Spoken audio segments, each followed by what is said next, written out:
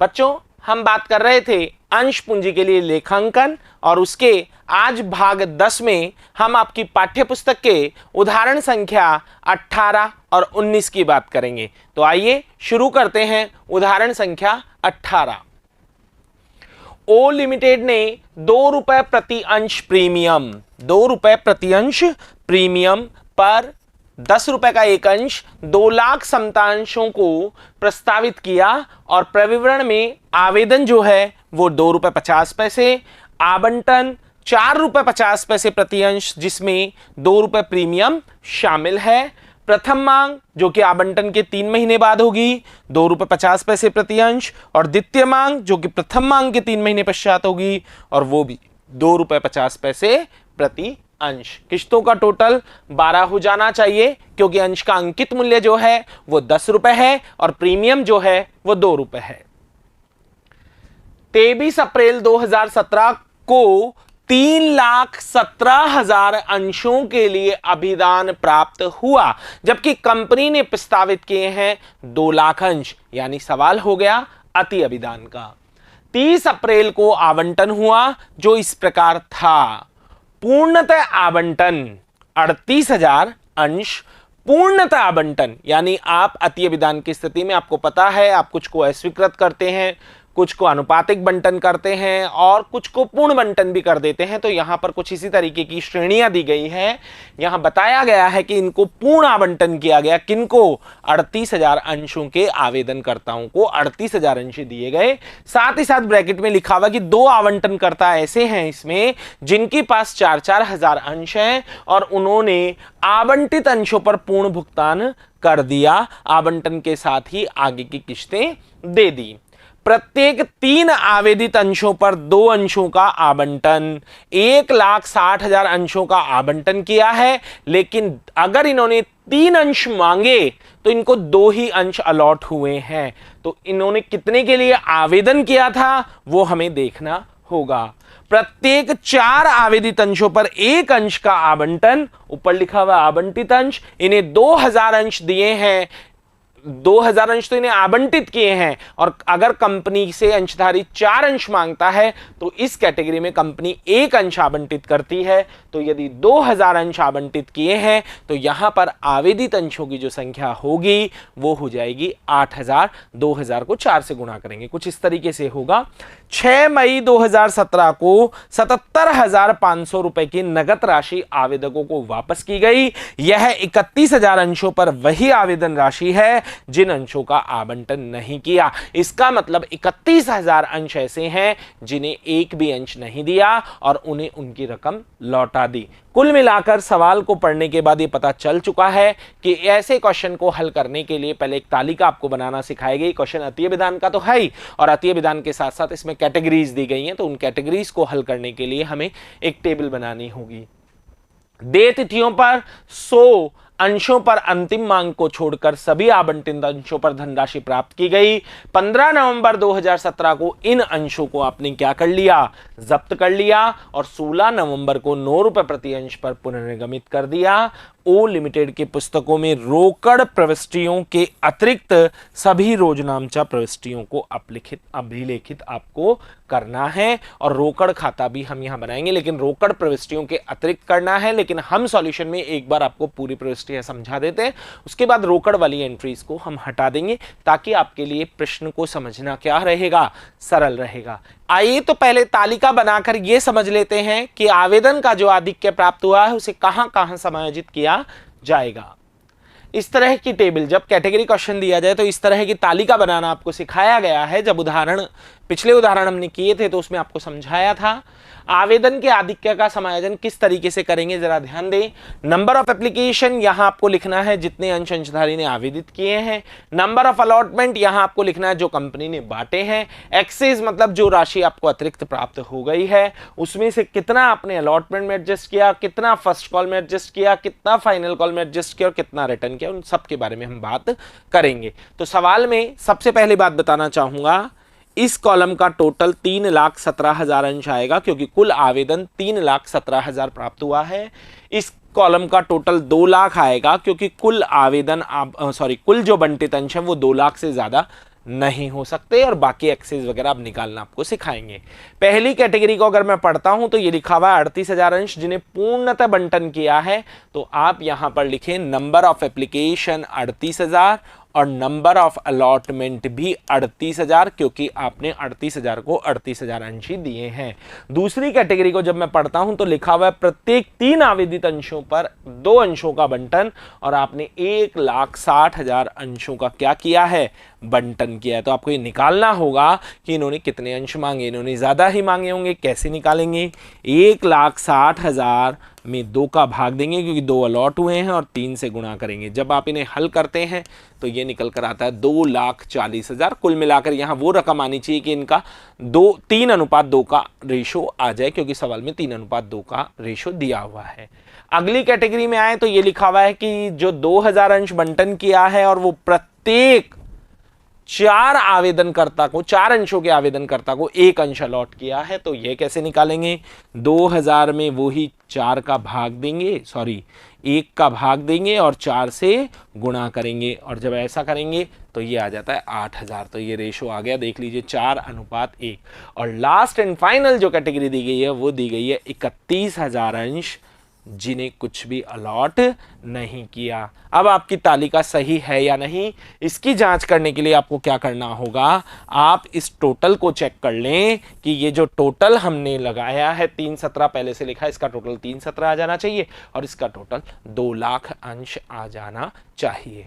अब बात करते हैं एक्सेस कैसे निकालेंगे, आधिक्य राशि कैसे निकालेंगे। तो देखिए इसकी कोई एक्सेस राशि नहीं होगी। क्यों नहीं होगी, क्योंकि इसने कोई एक्सेस अंश इसने मांगे ही नहीं है। इसने 38,000 मांगे और कंपनी ने 38,000 ही दिए हैं। लेकिन अगर दूसरी कैटेगरी की बात करूं तो आप जरा पहले तो ये देखें एप्लीकेशन मनी कितने से है, 2 रुपए 50 पैसे से एप्लीकेशन मनी है।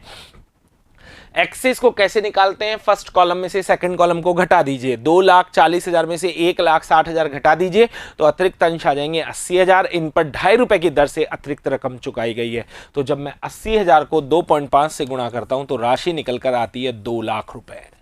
इसी तरीके से 8,000 में से 2,000 घटाइए तो 6,000 आता है, और 6,000 को आप गुणा कर दीजिए 2 रुपए 50 पैसे से, तो ये राशि आती है 15,000 रुपए।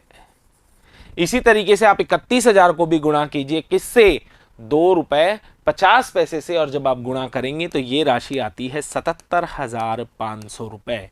इस अंशधारी ने कोई अतिरिक्त रकम नहीं दी, इस अंशधारी ने 2 लाख रुपए ज्यादा दिए, तीसरी कैटेगरी ने 15,000 रुपए ज्यादा दिए और इस अंशधारी ने 77,500 रुपए ज्यादा दे दिए हैं। और जब आप इसका टोटल लगाते हैं तो ये आ जाता है 2,92,500।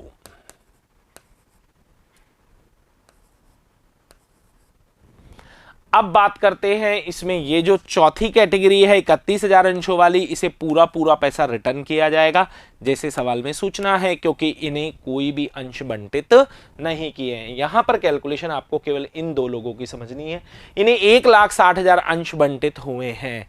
अब हम बात करते हैं बंटन राशि की। अगर बंटन राशि देखी जाए स्टूडेंट्स तो वो है 4.5 रुपए। तो कितना पैसा इनका समायोजित करना चाहिए, भाई इन्होंने 2 लाख रुपए आवेदन में ज्यादा दे दिए, जिसमें से कुछ अलॉटमेंट में, कुछ फर्स्ट कॉल में। लेकिन फर्स्ट कॉल में पैसा तभी जाएगा जब बंटन की सीमा से ज्यादा पैसा हो। हम जब 1,60,000 को 4 रुपए 50 पैसे से गुणा करेंगे तो वो रकम 2 लाख से कहीं ज्यादा ऊपर जाएगी। लगभग वो जाएगी 6,40,000 और 80,000, लगभग आपके 7 लाख से भी ऊपर वो रकम जा रही है। तो यहां अगर बात की जाए तो रकम ही कितनी है, 2 लाख रुपए। तो ये पूरा पैसा ही कहां समायोजित हो जाएगा, पूरा पैसा बंटन में समायोजित हो जाएगा, क्योंकि जब 1,60,000 को 4.50 से गुणा किया तो वो रकम 2 लाख से ऊपर है। और यहाँ कोई पैसा समायोजित नहीं होगा, क्योंकि ये कॉलम नियम आपको बताया गया था कि एक्सेस से बाद जितने भी कॉलम है उनका टोटल एक्सेस के बराबर होना चाहिए। यानी यहाँ इस 2 लाख के बाद जितने भी कॉलम है उन सबका टोटल 2 लाख आएगा।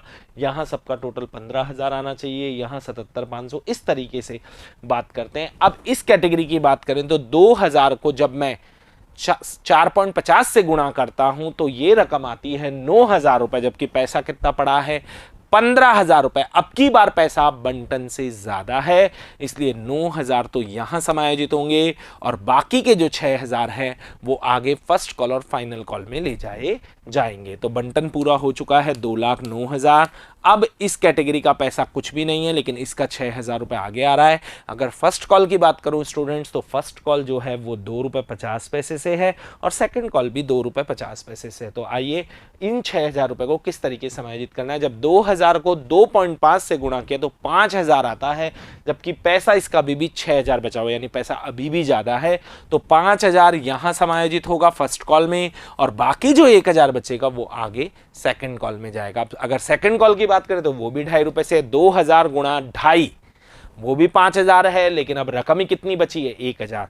तो 1,000 फाइनल कॉल में समायोजित होगा। और अब आप हर कॉलम का टोटल लगा दें तो यहाँ आता है 5,000, यहाँ आता है 1,000 और यहाँ आता है 77,500। एक्सेस के बाद का कॉलम एक्सेस के बराबर आप देख सकते हैं, जैसे ये यहाँ 2 लाख है, इन सब का टोटल 2 लाख है। यहाँ 15,000 है तो इन सब का टोटल 15,000 है। यहाँ 77,500 है तो इन सब का टोटल 77,500 है। ये 2,92,500 है तो इन सब का टोटल 2,92,500 होना चाहिए। अब यहाँ तालिका बनाने के बाद ये स्पष्ट है कि हमारे पास जो 2,92,500 रुपये आए हैं उसमें से 2,09,000 बंटन में समायोजित करने हैं, 5,000 रुपये आपको प्रथम मांग में समायोजित करने हैं, 1,000 रुपये आपको अंतिम मांग में समायोजित करना है और 77,500 रुपये आपको लौटा देना है। तो आइए अब शुरू करते हैं जर्नल एंट्री। अति अभिदान का क्वेश्चन है।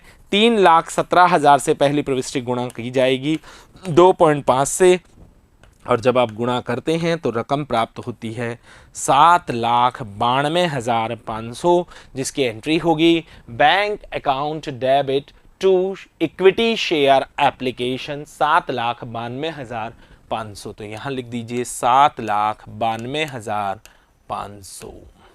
बैंक वाली एंट्री बुक में करने से मना किया है, लेकिन एक बार क्वेश्चन को समझाने की दृष्टि से आपको पूरी प्रविष्टियां करवाई जा रही है, उसके बाद में बैंक वाली एंट्री को आप हटा दीजिएगा फेयर सॉल्यूशन में।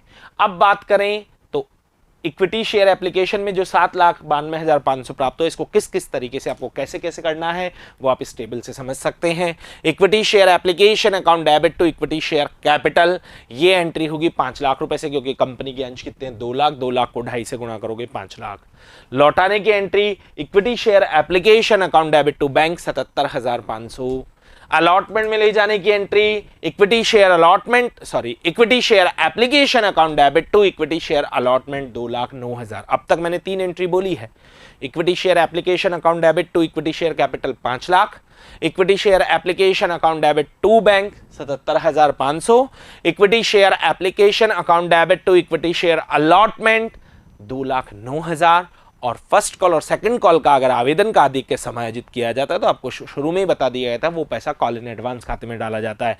तो ये जो 6,000 रुपये फर्स्ट कॉल और सेकंड कॉल के हैं, ये पैसा आपको कॉल इन एडवांस खाते में डालना होगा, जिसकी एंट्री होगी equity share application account debit to call in advance. अब अगर इन चारों एंट्रीज को मिक्स करें तो equity share application account debit to equity share capital to bank to equity share allotment और टू कॉल इन एडवांस, जैसा कि आपकी पाठ्यपुस्तक में भी किया गया है। इस तालिका से आपको सब कुछ समझ में आ जाना चाहिए। ये तालिका टेप बुक में नहीं समझाई गई है, लेकिन आपको इससे सारे अमाउंट समझ में आएंगे। कॉल इन एडवांस में 6,000 कैसे आया, बंटन में 2,09,000 कैसे आया, बैंक में 77,500 कैसे आया, वो सारी बातें आपको क्लियर हो जाएगी। तो इक्विटी शेयर एप्लीकेशन में तो आप वापस से 7,92,500 लिख दें। इक्विटी शेयर कैपिटल में 5 लाख, क्योंकि 2 लाख गुणा 2.5, टू बैंक में 77,500, क्योंकि रिटर्न कितना कर रहे हैं 77,500, टू इक्विटी शेयर अलॉटमेंट में 2,09,000, क्योंकि बंटन में कितना समायोजित कर रहे हैं 2,09,000, ये आपको आपकी टेबल बता रही है। और कॉल इन एडवांस में चला जाएगा 6,000 रुपए, क्योंकि आप फर्स्ट कॉल और सेकंड कॉल में जो पैसा समायोजित करेंगे वो एप्लीकेशन से निकालकर पहले कॉल इन एडवांस में डाला जाएगा और फिर कॉल इन एडवांस के माध्यम से उसमें समायोजित किया जाएगा। यहां तक एप्लीकेशन की एंट्री हो चुकी है। अब बात करते हैं बंटन की एंट्री की। तो बंटन की एंट्री होगी equity share allotment account debit to equity share capital to securities premium, क्योंकि सवाल में बताया गया है कि 2 रुपए उसमें क्या है, प्रीमियम है। Equity share allotment account debit to equity share capital to securities premium. राशि समझ लीजिए, 2 लाख इंटू 4.5 9 लाख डाले जाएंगे बंटन में, जिसमें 2 रुपए प्रीमियम में डाले जाएंगे तो 2.5 रुपए कैपिटल में डाले जाएंगे। तो राशि आएगी 2 लाख गुणा 4.5 9 लाख रुपए, 2 लाख गुणा 2.5 ये कैपिटल में डाला जाएगा 5 लाख रुपए, और 2 लाख गुणा 2 4 लाख रुपए डाले जाएंगे सिक्योरिटीज प्रीमियम में। तो नेक्स्ट एंट्री है equity share allotment account debit to equity share capital to securities premium. यहां पर 9 लाख, यहां पर 5 लाख और यहां पर 4 लाख। राशि डाल दीजिए, 2 लाख गुणा 4.5, 2 लाख इंटू 2.5, 2 लाख इंटू 2। अब बंटन आपको प्राप्त होना है तो 9 लाख में से 2,09,000 रुपए हम एप्लीकेशन में प्राप्त कर भी चुके हैं और उसे बंटन में समायोजित भी कर चुके हैं। तो 2,09,000 रुपए घटाए जाएंगे 9 लाख में से और बंटन में आपको प्राप्त होंगे 6,91,000। एक बार फिर से सुन लें, ये 9 लाख से जो आपने बंटन ड्यू किया है उसमें 2,09,000 आवेदन में प्राप्त हो चुके हैं तो वो कम कर दिए जाएंगे। समायोजन करने का मतलब यही होता है। तो 6,91,000 तो आपको बंटन के प्राप्त होने, जिसकी एंट्री होगी bank account debit to equity share allotment. लेकिन साथ ही साथ प्रश्न में शुरू में कहा गया कि 2 आवंटनकर्ता प्रत्येक के पास 4,000 अंश हैं और उन्होंने आगे आने वाली जो किस्तें हैं यानी फर्स्ट कॉल और सेकंड कॉल उसका भुगतान यहीं पर कर दिया। तो जरा समझें, 8,000 अंश और 5 रुपए एक अंश पर उन्होंने अभी दे दिया। 2 आवंटनकर्ता हैं, 4,000 के 2 आवंटनकर्ता हैं और 4,000 के हिसाब से 8,000 अंश हो गए और फर्स्ट कॉल के 2.5 रुपए और सेकंड कॉल के 2.5 रुपए, तो ये हो गए 5 रुपए। 8,000 को जब मैं 5 से गुणा करता हूं तो 40,000 रुपए जो प्राप्त हुए हैं वो है कॉल इन एडवांस। 6,000 रुपए कॉल इन एडवांस में पहले से पढ़े हैं और 40,000 रुपए कॉल इन एडवांस के और आ गए, जिसकी एंट्री होगी bank account debit to call in advance. अब यहां पर बैंक कॉमन है तो बुक्स में आप एंट्री मिक्स कर सकते हैं। Bank account debit to equity share allotment to call in advance. Bank account debit to equity share allotment to call in advance. Equity share allotment में 6,91,000। क्यों? क्योंकि आपने ड्यू कितने से किया? 9 लाख से, और उसमें एडजस्ट कितना किया? 2,09,000। और जब आप घटाते हैं तो ये बचता है कितना? 7,91,000 रुपए। 6,91,000 रुपए, 7,91,000 नहीं है, 6,91,000 रुपए। अब अगर बात की जाए तो कॉल इन एडवांस कितना प्राप्त हुआ है? 8,000 अंशों पर 5 रुपए की दर से, तो ये हो गया 40,000 रुपए और कुल रकम हो गई 7,31,000 रुपए आपको प्राप्त हुए हैं। तो यहां पर डाल दीजिए बैंक में 7,31,000।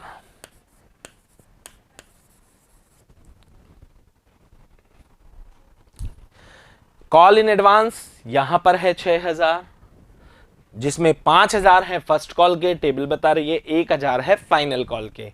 और यहां पर जो कॉल इन एडवांस है 40,000, उसमें 20,000 है फर्स्ट कॉल के और 20,000 है फाइनल कॉल के। इसका मतलब फर्स्ट कॉल की कॉल इन एडवांस हो गई 25,000, क्योंकि 40,000 में तो 20,000 है और यहां पर 5,000 और 1,000 है। तो फर्स्ट कॉल की कॉल इन एडवांस 25,000 है और फाइनल कॉल की कॉल इन एडवांस 21,000 है। ये ध्यान रखिएगा, 1,000 और 20,000। अब आगे बढ़ते हैं, अब ड्यू करेंगे फर्स्ट कॉल को। और फर्स्ट कॉल की अगर बात की जाए तो फर्स्ट कॉल 2.5 रुपए से है, 2 लाख मल्टीप्लाई बाय 2.5 तो 5 लाख रुपए से फर्स्ट कॉल ड्यू होगी, जिसकी एंट्री होगी equity share first call account debit to equity share capital और राशि आ जाएगी कितनी? 5 लाख रुपए।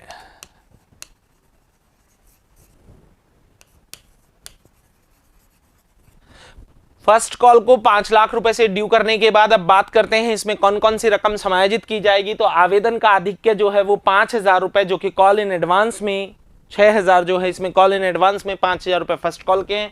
साथ ही साथ आपको 40,000 रुपए जो कॉल इन एडवांस प्राप्त हुई है उसमें 20,000 रुपए फर्स्ट कॉल के हैं। इन दोनों कॉल इन एडवांस की रकम को फर्स्ट कॉल में समायोजित किया जाएगा, जिसकी जर्नल प्रविष्टि होगी call in advance account debit to equity share first call 25,000 रुपए। एक बार फिर से आपको बता दें, 5,000 रुपए तो वो जो आवेदन में ज्यादा आ गए और 20,000 जो अंशधारी ने ज्यादा दे दिए। 40,000 में 20,000 फर्स्ट कॉल के हैं। 5 लाख में से 25,000 घटाएंगे और 4,75,000 रुपए प्राप्त करेंगे, जिसकी जर्नल प्रविष्टि होगी bank account debit to equity share first call. अब बात करते हैं फाइनल कॉल की। फाइनल कॉल की भी अगर यहां पर बात की जाए तो वही ₹2.50 से फाइनल कॉल है, जिसकी एंट्री होगी equity share final call account debit to equity share capital 5 lakh रुपए। 5 लाख रुपए equity share final call account debit to equity share capital 5 lakh रुपए, 2 लाख गुणा 2.5। लेकिन यहां सावधानी रखने की बात यह है कि इसमें कॉल इन एडवांस की कितनी रकम है, तो कॉल इन एडवांस की इसमें 21,000 रुपए रकम है, क्योंकि फाइनल कॉल में 6,000 रुपए में से 1,000 फाइनल कॉल में यहां एडजस्ट किए हैं 6,000 में से, और साथ ही साथ 40 में से 20,000 एक, तो 21,000 रुपए एडजस्ट करने की एंट्री होगी call in advance account debit to equity share final call. साथ ही साथ सवाल में पता चल रहा है कि 100 अंशों के अंशधारी ने अंतिम मांग नहीं चुकाई। ये है call in arrear. Call in arrear का चाहे तो आप खाता खोलें, यहां पर खाता खोला गया है तो हम उसी के अकॉर्डिंग समझाएंगे। तो call in arrear account debit to equity share final call, तो यहां पर call in advance account debit to equity share final call और call in arrear account debit to equity share final call, तो final call common है, उसके हिसाब से mix entry कर दी गई है call in advance account debit call in arrear account debit to equity share final call. तो कॉल इन एडवांस में तो 21,000, 20,000 और 1,000 करके 21,000। कॉल इन एरियर कैसे, 100 गुणा ₹2.50 तो 250 रुपए आते हैं, और यहां पर आप लिख दीजिए 21,250 रुपए। अब 5 लाख में से कितनी रकम घटा दीजिए, 21,250 रुपए घटा दीजिए, जिसमें 21,000 एडवांस के और 250 रुपए एरियर के, तो ये रकम जो बचेगी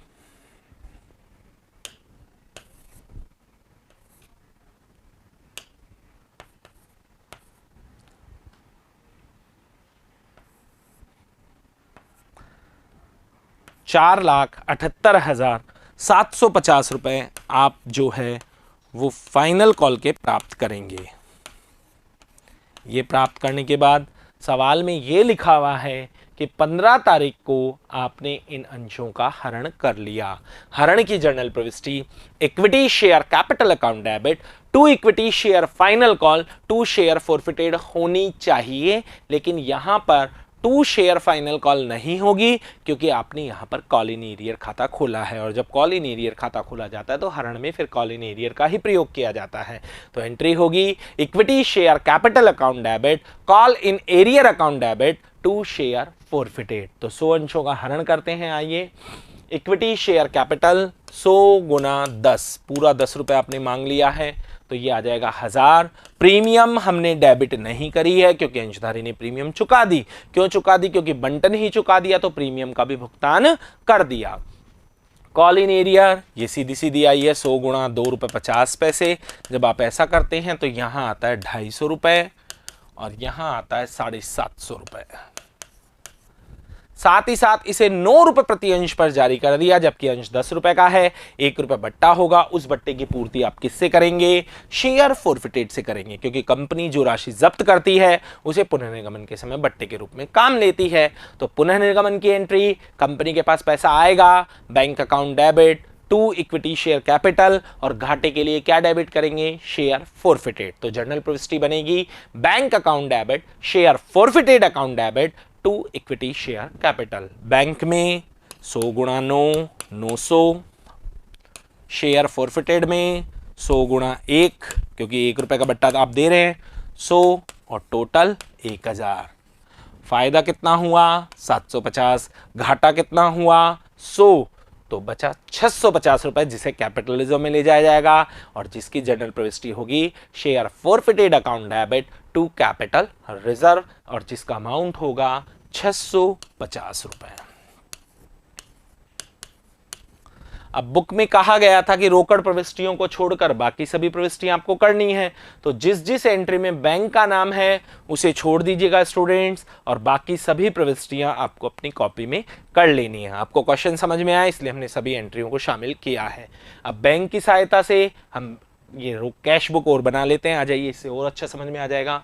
बैंक ये फर्स्ट एंट्री का है 7,92,500। फर्स्ट एंट्री में आप देख सकते हैं जो मैंने कराई है, आपने एंट्री करी है bank account debit to equity share application 7,92,500।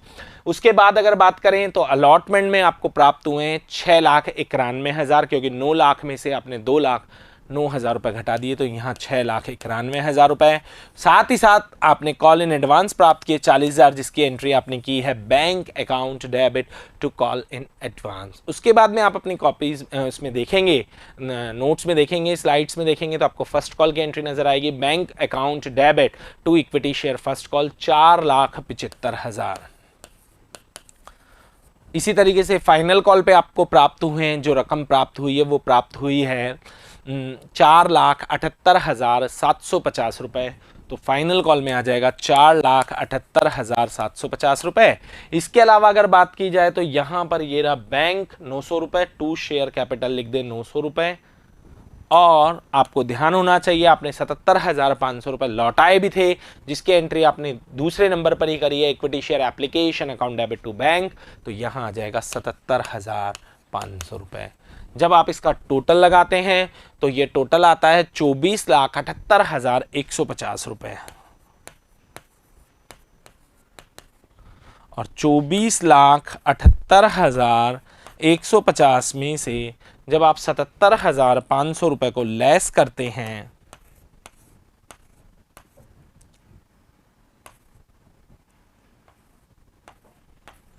तो यह आता है 24,650 रुपये आपका बैलेंस बचता है।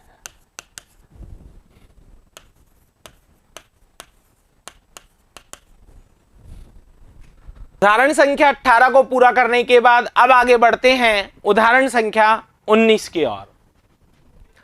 गरिमा लिमिटेड ने 100 रुपए प्रत्येक अंश के 3,000 अंशों को 20 रुपए प्रीमियम पर आवेदन आमंत्रित किए। आवेदन पर 20 रुपए, आवंटन पर 50 रुपए प्रीमियम सहित, यानी जो 20 रुपए प्रीमियम है वो बंटन के साथ है। प्रथम मांग पर 20 रुपए और द्वितीय मांग पर 30 रुपए। 4,000 अंशों के लिए आवेदन प्राप्त हुए। आपने बाजार में जो प्रस्तावित किए हैं वो अंश हैं 3,000, जबकि आवेदन आए हैं 4,000, तो ये है अति अभिदान। 3600 अंशों के आवेदकों को आनुपातिक बंटन किया गया, यानी 3600 अंशों के आवेदकों को 3,000 अंश बांट दिए गए। तो बाकी 400 का क्या हुआ, उन्हें अस्वीकृत करके उन्हें राशि लौटा दी। 400 कैसे, 4,000 एप्लीकेशन आई, 3600 को 3,000 बांटे तो बाकी 400 को कुछ नहीं बांटा, इसका मतलब उन्हें उनकी राशि वापस लौटाई गई है। आवेदन पर प्राप्त अतिरिक्त आवंटन राशि में समायोजित करनी है, यानी आवेदन पर जो ज्यादा पैसा है उसे बंटन में समायोजित करना है। रेणुका जिसे 360 अंश आवंटित किए गए, आवंटन और मांग राशि का भुगतान करने में असफल रही और इनके अंशों को क्या कर लिया, जब्त कर लिया। कनिका जो कि 200 अंशों की धारक है, यहां आवेदक शब्द छपा हुआ है जो गलत है, धारक होना चाहिए क्योंकि आवेदक में तो फिर प्रोपोर्शनेटली निकालना पड़ेगा, लेकिन ये 200 से ही सॉल्व किया है तो यहां आप उसे धारक लिख लीजिएगा। कनिका जिसके पास 200 अंश हैं, दोनों मांग राशि का भुगतान करने में असफल रही और इनके अंशों को क्या कर लिया, जब्त कर लिया और यह सभी अंश 80 रुपए में पुनर्निर्गमित कर दिए। जर्नल प्रविष्टियां करनी है। सिंपल सा क्वेश्चन है स्टूडेंट्स, आइए शुरू करते हैं। 4,000 अंशों का आवेदन 20 रुपए प्रति अंश के हिसाब से, क्योंकि पहली प्रविष्टि जो होगी वो 4,000 अंशों से होगी, तो एंट्री होगी bank account debit to share application. Bank account debit to share application 4,000 गुणा 20, 80,000 रुपए। प्रथम एंट्री करने के बाद अब दूसरी एंट्री की बात करें तो वो होगी share application account debit to share capital 3,000 गुणा 20, 60,000 से। और अगर लौटाने की बात की जाए तो 400 अंशों का आपने पैसा लौटाया है तो 400 इंटू 20 यानी 8,000 रुपए आप लौटाएंगे, जिसकी एंट्री होगी share application account debit to bank 8,000 रुपए। अभी भी 12,000 रुपए बचेगा क्योंकि 80,000 टोटल आया जिसमें 60,000 आना चाहिए था, तो 20,000 ज्यादा हुआ। उसमें से आपने 8,000 लौटा दिए तो भी 12,000 बचा। उस 12,000 को कहां समायोजित किया जाएगा? बंटन में, जिसकी एंट्री होगी share application account debit to share allotment 12,000। तीनों एंट्रीज को मिक्स करते हैं तो share application account debit to share capital to bank to share allotment. आइए तो जरा शेयर एप्लीकेशन, इसमें पूरा 80,000 लिख दीजिए। टू शेयर कैपिटल, इसमें 60,000 लिख दीजिए। कैसे? 3,000 गुणा 20। टू शेयर अलॉटमेंट, इसमें 12,000 रुपए लिख दीजिए। और टू बैंक, इसमें 8,000 रुपए लिख दीजिए। कैसे? 8,000 कैसे है? 400 अंशों को हम लौटा रहे हैं क्योंकि हमने 3600 को अनुपातिक बंटन किया, जबकि आवेदन हमें 4,000 का प्राप्त हुआ है। तो 400 गुणा 20 करके 8,000 लौटाए, 3,000 गुणा 20 करके जो ओरिजिनल अमाउंट है वो शेयर कैपिटल में ले गए। 12,000 जो बच रहा है 80,000 में से 60,000 और 8,000 घटाने के बाद 68,000 रुपए घटाने के बाद 12,000 जो बच रहा है उसे बंटन में समायोजित कर देंगे। ये दो एंट्रीज हो जाने के बाद अब बात करते हैं बंटन की। तो जो बंटन है स्टूडेंट्स वो 50 रुपए से है, अंशों की संख्या 3,000 है। 3,000 को 50 से गुणा करते हैं तो ये आता है 1.5 लाख रुपए, जिसमें 20 रुपए प्रीमियम भी है। तो एंट्री होगी share allotment account debit to share capital to securities premium. एक बार फिर से सुने, share allotment account debit to share capital to securities premium. Share allotment में डाला जाएगा 3,000 इंटू 50, 1,50,000 रुपए। सिक्योरिटीज प्रीमियम में डाला जाएगा 3,000 इंटू 20, 60,000 रुपए। और शेयर कैपिटल में डाला जाएगा 3,000 इंटू 30, 90,000 रुपए। तो आइए अगली एंट्री करते हैं। शेयर अलॉटमेंट अकाउंट डेबिट 3,000 गुणा 50, 1,50,000 रुपए। शेयर कैपिटल 3,000 गुणा 30 और सिक्योरिटी प्रीमियम 3,000 गुणा 20। तो यहां पर डाल दीजिए 60,000 रुपए और यहां पर लिख दीजिए 90,000 रुपए। सवाल को पहले हम पढ़ें तो रेणुका जिसे 300 अंश आवंटित किए थे, बंटन और मांग राशियां उसने नहीं चुकाई। अति अभिदान की स्थिति में यदि आवेदन का आधिक्य कहीं पर समायोजित किया जाए और अगर वहां पर बकाया मांग हो तो बकाया मांग गुणा करके नहीं निकाली जाएगी। मैं ये कहना चाह रहा हूं, बार बार हर प्रश्न में ये समझाता हूं कि आप बकाया मांग इस तरीके से नहीं निकाल सकते हैं। 360 इंटू 50 रुपए, ये बकाया मांग निकालने का सामान्य तरीका है। जहां पर आवेदन का आधिक्य समायोजित किया जाता है वहां पर बकाया मांग निकालने के लिए सूत्र लगाना होता है, एक कैलकुलेशन लगानी होती है। उस कैलकुलेशन का तरीका क्या है? सबसे पहले निकालनी है वास्तविक प्राप्त योग्य राशि। वास्तविक प्राप्त योग्य राशि का मतलब है बंटन में अब कितनी राशि मिलनी चाहिए। तो बंटन को आपने जो दे किया है वो 1,50,000 रुपये से किया है और बंटन में जो आपने समायोजित किया है वो आपने समायोजित किया है 12,000 रुपये। यानी बंटन पर अब जो वास्तविक प्राप्त योग्य राशि है वो है 1,38,000। बकाया अंश की अगर बात की जाए तो बकाया अंश जो है वो है कनिका है या सॉरी कनिका नहीं है, रेणुका के अंश है 360। तो गुणा 360 बटा निर्गमित अंश, और निर्गमित अंशों की संख्या की बात की जाए तो निर्गमित अंशों की संख्या है 3,000 रुपये। तो आइए बंटन पर बकाया राशि निकालते हैं और बकाया राशि कुछ इस तरीके से होगी 1,38,000 कैसे निकली? 1,50,000 में से 12,000 घटा दिए। ये फॉर्मूला तब प्रयोग किया जाता है जहां पर पैसा समायोजित किया जाए वहां पर बकाया मांग हो, तो बकाया मांग इस तरीके से निकलेगी। और जहां पर पैसा समायोजित ना हो वहां गुणा करके निकलेगी। जैसे अभी हम प्रथम मांग और अंतिम मांग की बकाया मांग गुणा करके निकालेंगे क्योंकि वहां पर कोई आधिक्य समायोजित नहीं किया गया। इनटू बकाया अंश, ये फॉर्मूला मैंने आपको नोट्स में शुरू में समझाया है। वास्तविक प्राप्त योग्य राशि 1,38,000 इंटू बकाया अंश, रेणुका के अंश रख दीजिए जो बंटन नहीं चुका रही है, बटा निर्गमित अंश 3,000 रुपये, 3,000 अंश। और जब आप इसे हल करते हैं तो ये राशि आती है 16,560 रुपये। 16,560 रुपये आपको बंटन में नहीं मिले, जबकि मिलते कितने? 1,38,000। 1,38,000 में से 16,560 घटा दीजिए तो जो बचेगा वो आपको बंटन में प्राप्त राशि हो जाएगी। तो 1,38,000 माइनस 16,560 और ये घटाने पर जो राशि बचती है वो बचती है 1,21,440 रुपये। बंटन पर आपको 1,21,440 रुपये प्राप्त होंगे, जिसकी जर्नल प्रविष्टि आप करेंगे bank account debit to share allotment 1,21,440 रुपये।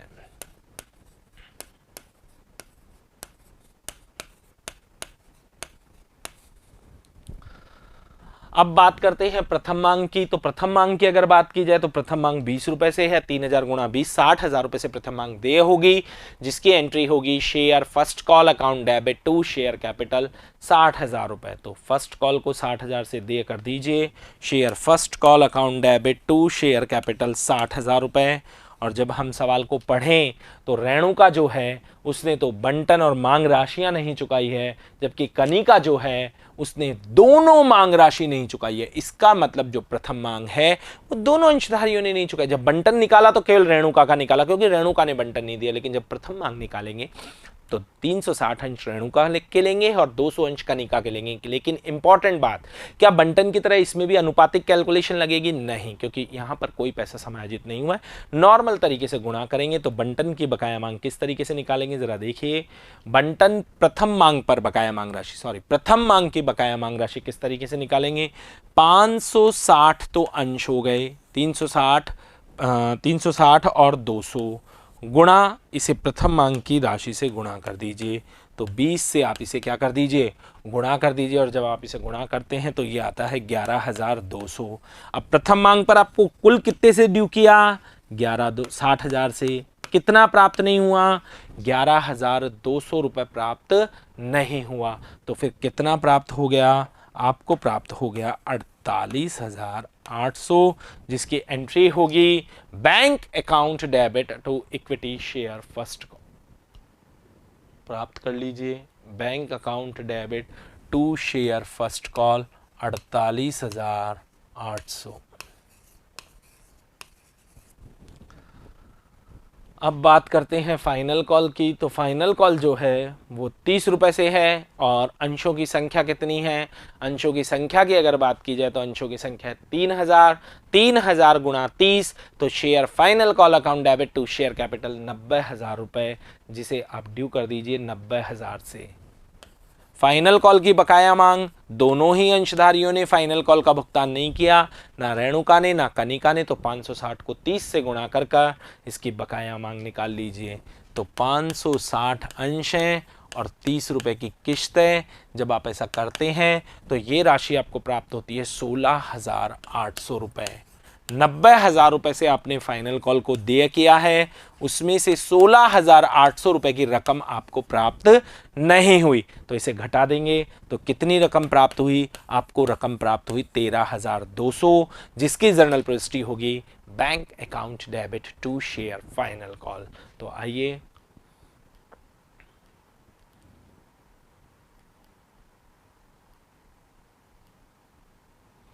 Bank account debit to share final call 73,200 रुपए। आगे अब सवाल को अगर पढ़ें तो इसके अंशों को, धारक है दोनों मांग राशि का भुगतान कर में, इनके अंशों को जब्त कर लिया गया।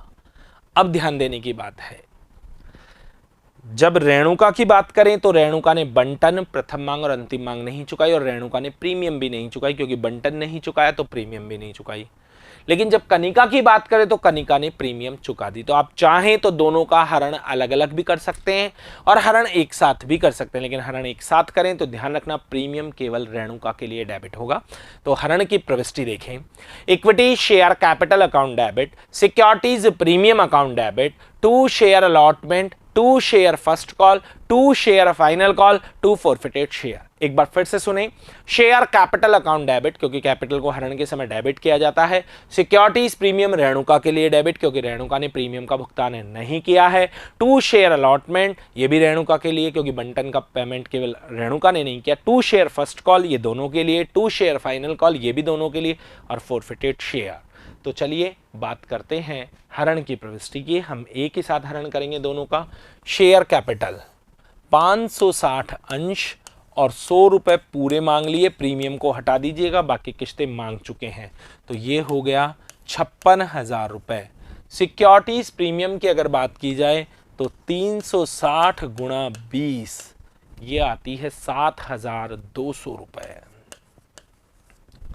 अलॉटमेंट में सूत्र वाली राशि, जो कि आपने कितनी बकाया मांग है वो आपको वर्किंग नोट बताएगा।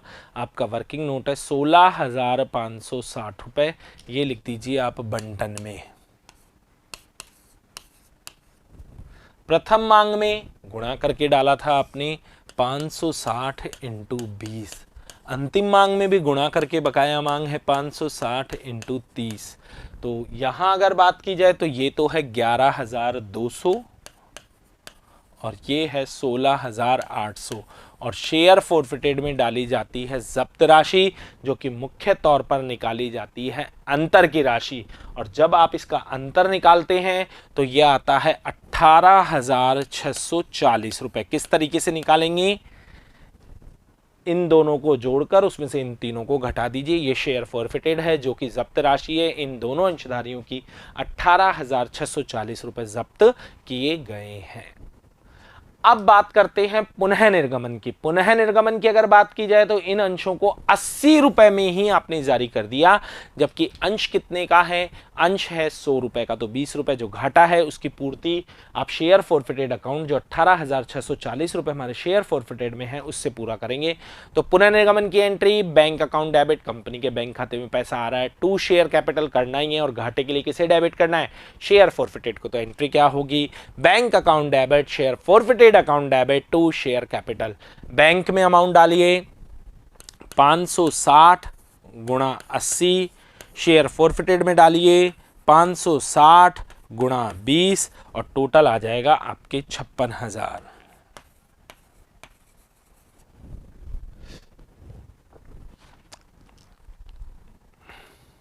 11,200 शेयर फॉरफिटेड हो जाएगा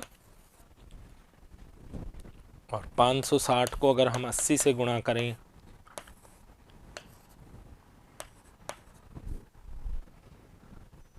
44,800 रुपए। अब बात करते हैं कैपिटल रिजर्व की। तो फायदा कितना? 18,640 और घाटा कितना? 11,200। आइए वर्किंग नोटिस का हमने तैयार कर रखा है। पूंजी संचय की राशि 560 के अंशों के हरण पर 18,640 और घाटा कितना? 11,200। तो बचा कितना? 7,440 रुपए जो हैं वो कैपिटल रिजर्व में ले जाएंगे और जिसकी एंट्री होगी share forfeited account debit to capital reserve. तो ये डाल दीजिए आप 7,440 रुपए।